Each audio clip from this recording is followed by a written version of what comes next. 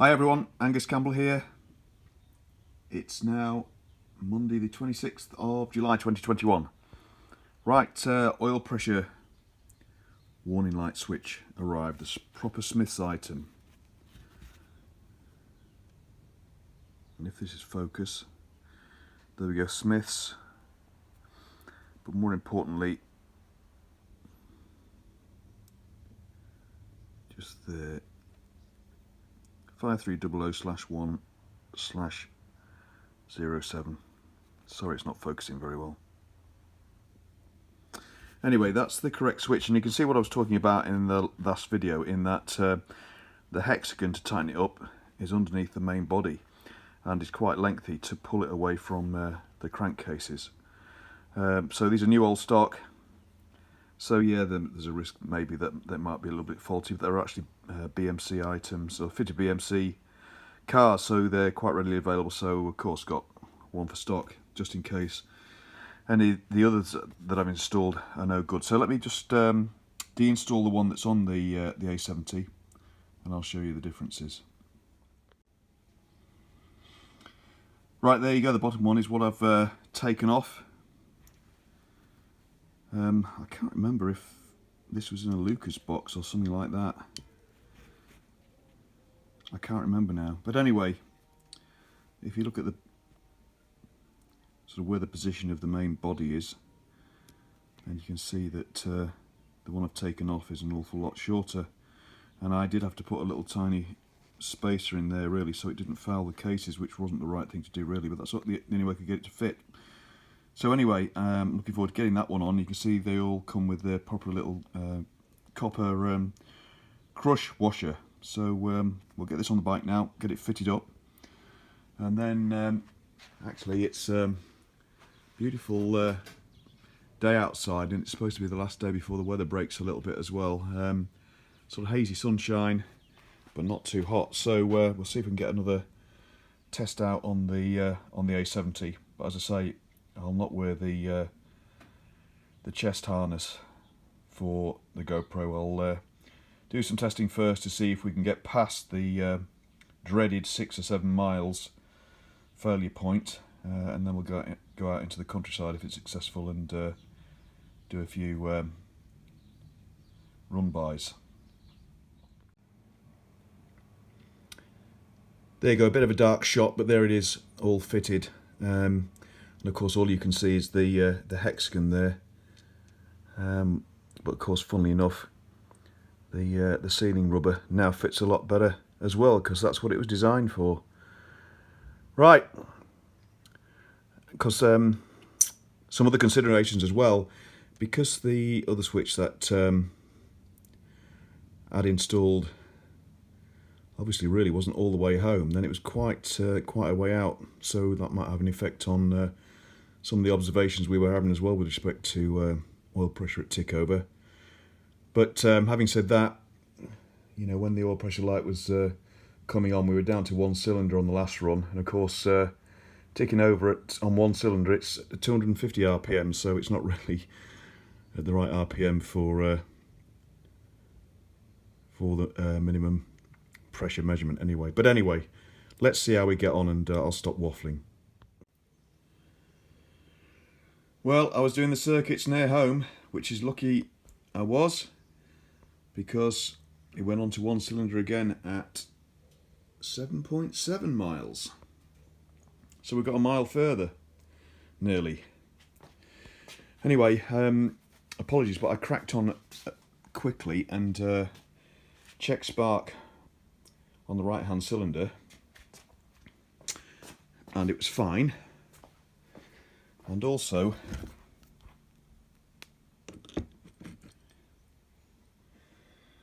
the plug looks fine as well. Quite a nice colour in fact. Maybe slightly rich, but that's fine. While I was just limping back on 1 cylinder, I was only about 100 yards or so, I did open the cap on the tank to see if that wasn't venting properly, but that made no difference. What I did do though was obviously took out the left hand plug. Didn't even touch it actually with pliers or anything like that, just unscrewed it with the the plug spanner, took it out, and it just fell apart. I'm just wondering if am I been looking at the wrong cylinder? But anyway, the colour of that is actually fine as well. If not a little better. Maybe I'll just check spark on the left hand cylinder now.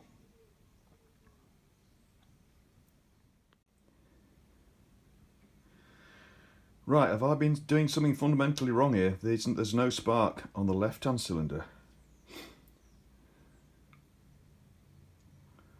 Have I been chasing the wrong cylinder? Anyway, we definitely know it's no spark. Something's still breaking down. Changed over to the spare condenser. Didn't make any difference. Got new coils on both sides. So going back to one of the comments after the previous video, let's check the low tension side, and also, if necessary, change the spark plug caps. Anyway, we're beginning to home it down, and it's not going to be difficult now to hopefully trace that between the low and high tension side. Right, we've got something to chew on. Good. Right, next morning, back in the garage, and we've got spark and compression as always. So, as per the recent suggestion of an interested party subscriber, apologies, I can't remember your name just off the top of my head. David, I think maybe. Anyway, let's check the low tension side. We'll check the points again, and we'll check the wiring harness extension lead that goes down. It actually goes down from the top here, down the back, and in through the back down of the cover, back side of the inner case. So first thing we do, let's strip off this side, get this case off. We'll check the points first, but then we'll actually extract the harness extension, and we'll do some continuity tests on that. I think that'll be a good idea while wiggling it around and seeing if we get any breaks.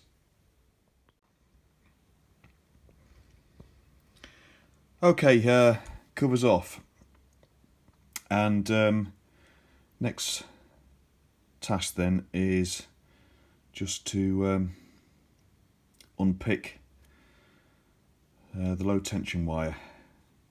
So it goes out through the case at the back, just up the spine. It's only loose behind that clip, behind the air box, and then actually there's a couple of bullets just here. Anyway, inspection of that wire, especially down near the engine cases, doesn't reveal anything untowards, but I have seen a potential problem. So the points are all good and gapped, and that's a little bit bright. But anyway, what I'm focusing in on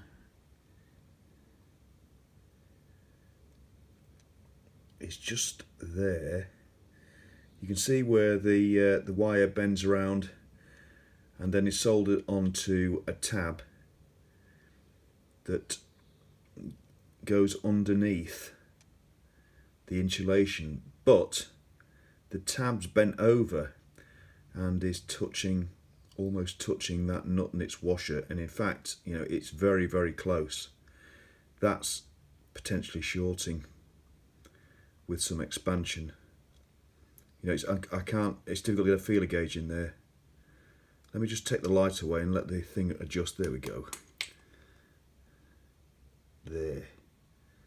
There's hardly any gap at all between that nut and the soldered area of the wire on its tab. So that's going to cause a short. Now down here, it's a lot better. It's similar, but there's a gap. I can get my nail in there. Can't get my nail in there. That's so tight. And you've got the little tiny washer underneath it as well. which is a metal washer, so it's going to be even closer. Just wondering if I've got some fibre washers. But anyway, that could be a problem. But while I'm here, I am going to take this wire out and we'll check the continuity all the way through with the meter anyway. Right, there was a potential issue. So you can see that, you know, there's not a lot of space normally between that soldered end of the wire on its tab and the little washer that goes on top of the insulator.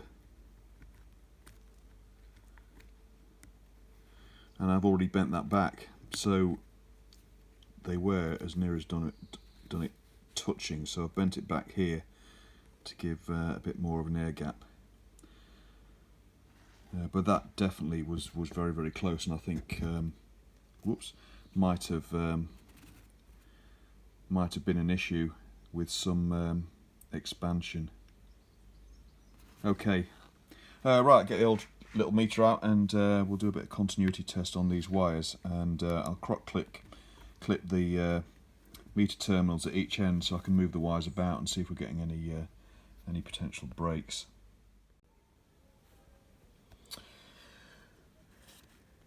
So tested both wires, got continuity even when I twist and fiddle and bend all the way along the wires on both of them.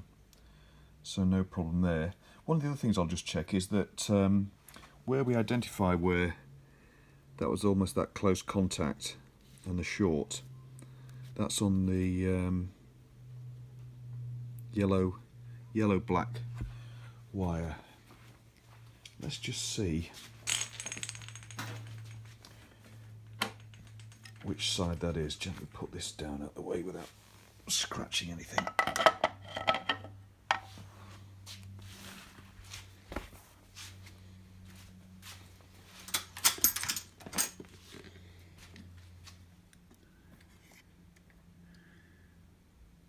So yeah, that's right-hand coil. That's the right-hand coil, and we thought the right-hand cylinder was cutting out. I'm pretty sure of that.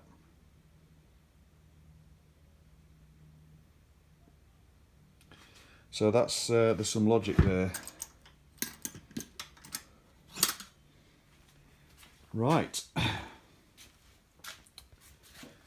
Next thing is I'm just going to check out the. There we go. Check out the points, the timing, gaps, etc. And then we'll carefully replace that wire, because there's nothing wrong with the integrity of the wire itself. But again, thank you to whomever it was that suggested checking the low tension side. I'm sure we found an issue there.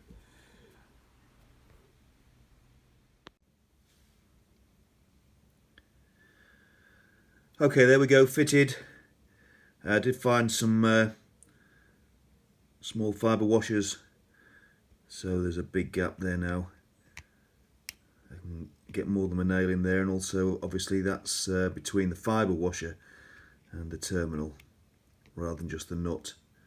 So much better. I've done the same on the other side as well. So I'm sure we've resolved that problem. Right, cover back on, I think, and say a few more checks we'll do around the joint. Probably then waiting for yet another road test, but it's raining today, so and maybe rain tomorrow, so that might not happen. Very tempted to check out the oil pump while I'm in here, to be honest, because if there's one thing I'm a little reticent about, is the fact that I didn't check that pump. That's the original oil pump in there, and I didn't check it before I fitted it. So I think while I'm here I'm going to do that. May as well take the inner cover off as we've got this far. Yeah, I'm going to do it, I think. Let's do it while we're here. We can't ride the bike for the next day or so, well, we could, but it's not going to be very pleasant, so let's do that while I'm here. There we go, a familiar sight with A65 A70 with both its timing covers off. It's not difficult to do. The only thing you've got to remember is to get the inner timing cover off, you've got to put the gear change lever back on and wiggle that so that you disengage the plungers from the quadrant on the other side, and then it just pops off. And also what you've got to remember to do is to remove the rev counter spindle from the front, otherwise it won't come off either, because it'll be stuck in the pump. Just at this end here, it'll be stuck on the pump rev counter drive. But other than that, it's straightforward. So there's the pump exposed. It's just 3 nuts to undo, and one tab washer for that. In the meantime, I have just taken the oil pressure release valve apart just to make sure that the plunger is nice and free, not sticking. It's fine. The only issue we've got with that is that we haven't got any specs to determine what the free length of that spring should be, and it's not the same as A65. This is a special A70, so that's got to be a different spring pressure in that, and I don't know where to find the specs. I'll have a look and see if I can find any free length specs for it, but I doubt I'll be able to do it. Right, next thing then, let's have a quick look at this pump. Right, there you go, pump off and in pieces. And actually, it looks fine. None of the gears are damaged or scored. Doesn't look to be any scoring in the body. Maybe 1 or 2 sort of superficial scores. But this obviously will be slightly worn. I've no idea how many miles this bike did up to 1980 when it had its near fatal fault. We think from other parts that it didn't do many miles, but they were probably pretty hard miles, and the sludge trap was blocked. But for instance, the cam and the cam followers showed absolutely no wear whatsoever. So there's bound to be some wear on these gears. And however, there's another telltale sign that I found in here as well, which leads to that assumption.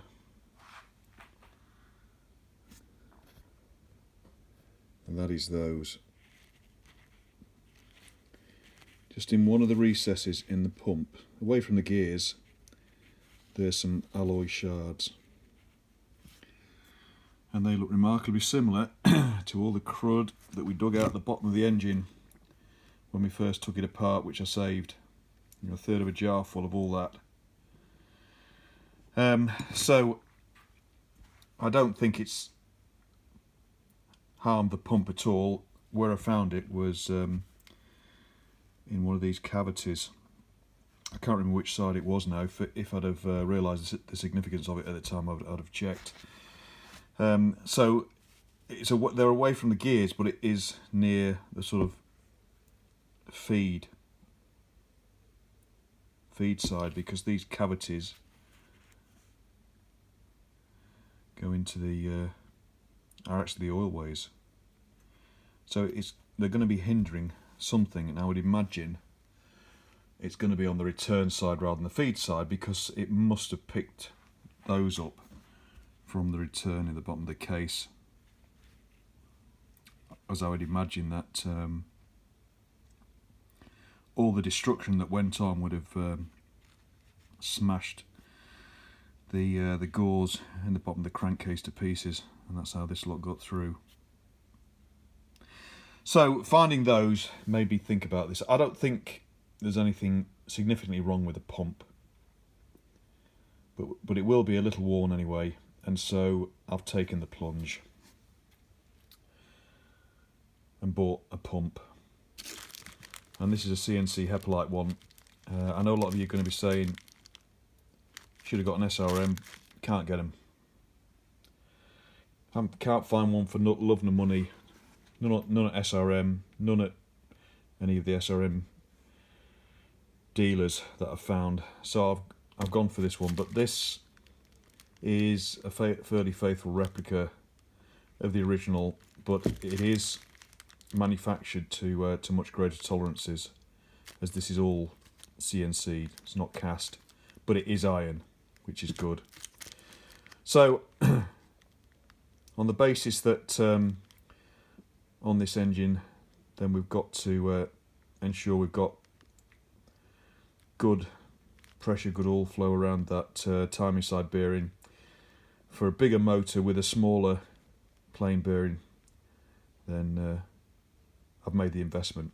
And yeah, I should have taken this pump apart when I rebuilt the motor, but I didn't think about it at the time. I checked all the oil ways were clear, etc. I've put fluid through it, and it was all good. And I still think the pump is good, but I'm not going to throw the pump, I'm going to keep it. But we're going to put that one on, and that's what we'll do now. Right, I'll put the old pump back together just as a comparison. The Hepalite one is a faithful replica of it.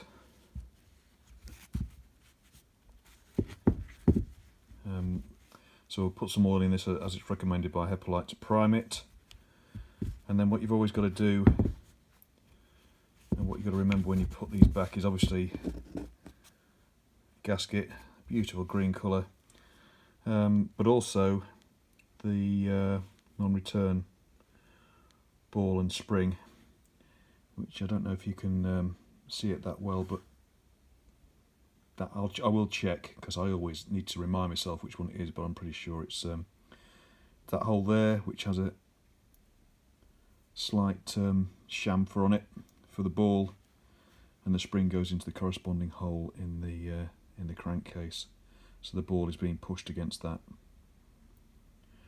So we'll prime this up, and we'll get it fitted. I managed to get this pump off the end of the worm without having to take the nut off. Whether I managed to do that, putting it back on will be a different matter, but it's just a left-hand thread nut which might have to come off. If we have to, we have to. In the manual it said you might have to do it, you might not, so there you go, as precise as ever.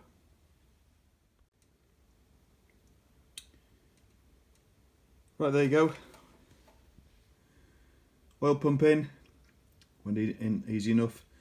Torqued up to £10 as per spec. A couple of things to mention.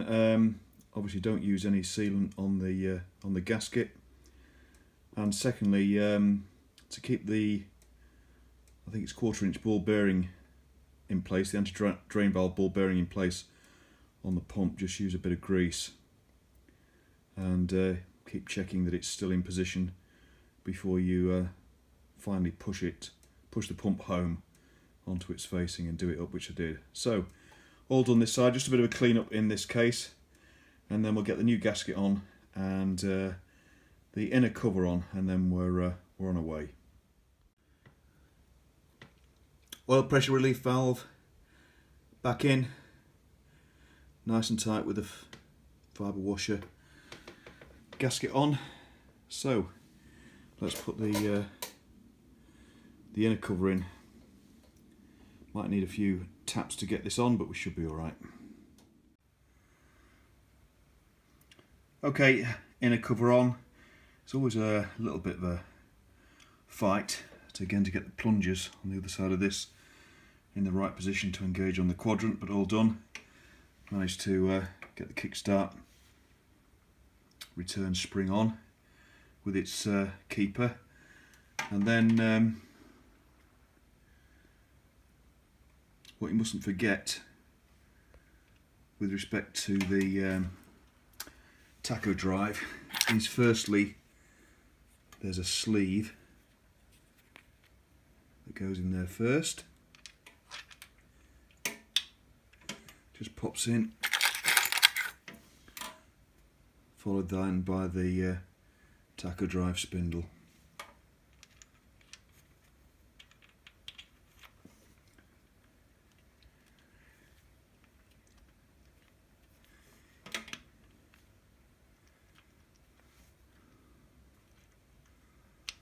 Just got to get that to engage properly, which it's not doing at the moment. There it goes. There it goes. So the shoulder on that is then flush. And then we can put, where is it? Put the gasket on there.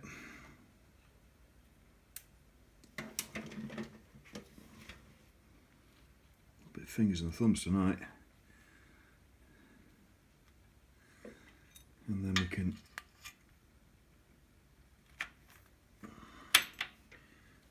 reseat the cable.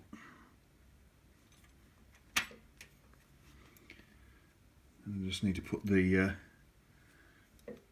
2 little bolts in there now, and then make sure the tab washers against them. So that's that done. And now we'll get the outer cover on straight away, because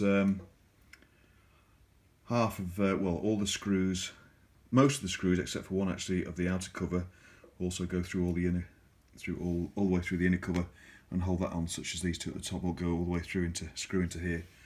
So we'll do it all as we'll do it now rather than wait until the morning, and then we can tidy up in the morning. Right, let's just get the outer cover on. This is all on loose at the moment with the auto advanced unit, because obviously we've got to read time and everything. But other than that, it's all good. And on this outer cover, there's no gasket required, as this area is dry. Right, let's get it on. Right, there we go, 5 minutes later.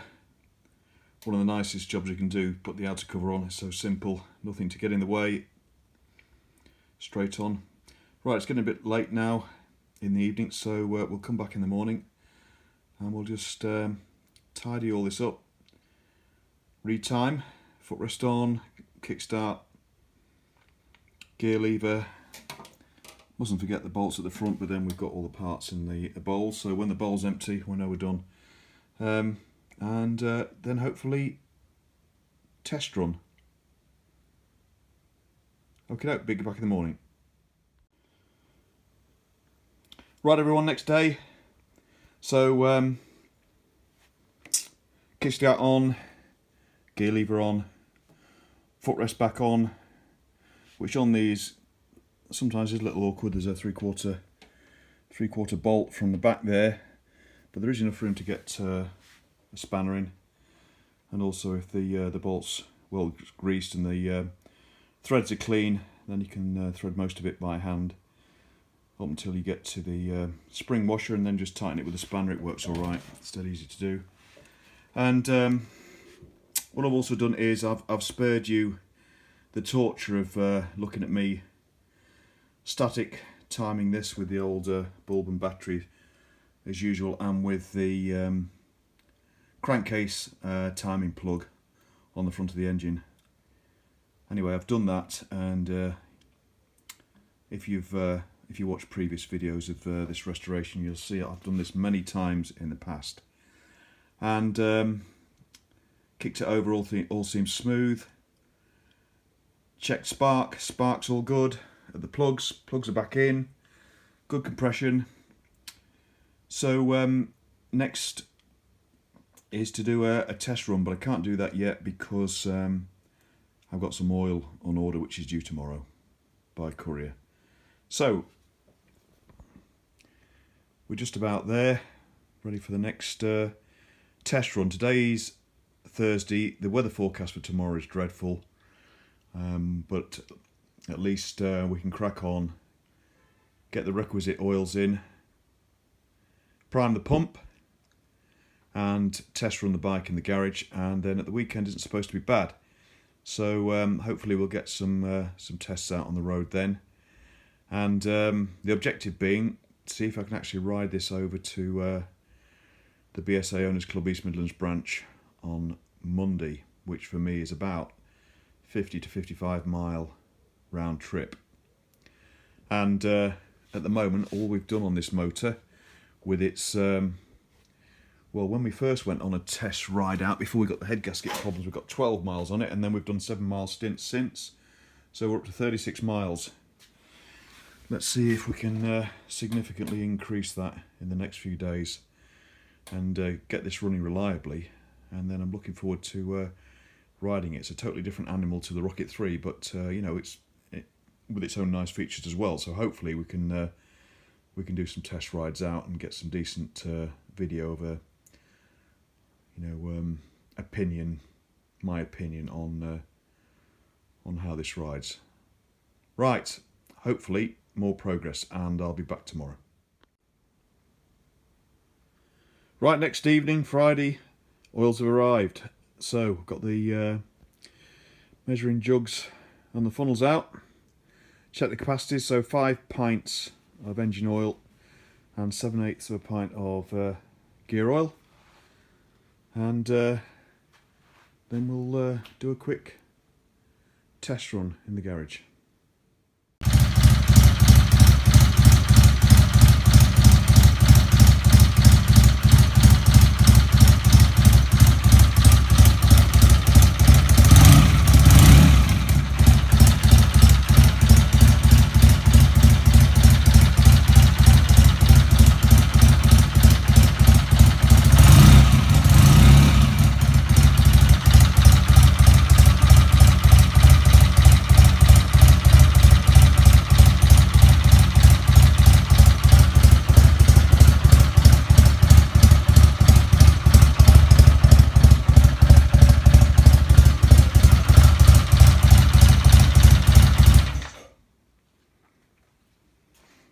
Okay, quick test.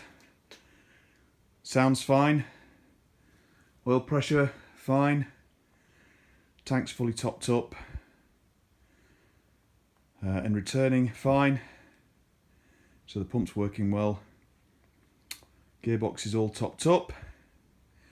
Okay, ready for a test ride out tomorrow.